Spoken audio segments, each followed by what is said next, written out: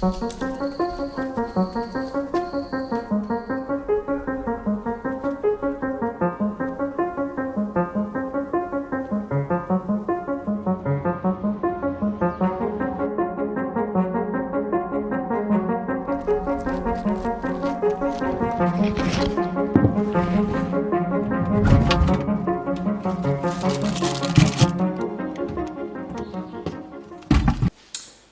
beautiful people, welcome back to the channel, welcome back to the show. And super simple salad today. We're basically going to do just a green bean pan fried off with a bit of garlic, bit of onion, some fresh tomatoes. I found these hemp hearts, which is basically, I'm guessing, hemp seeds.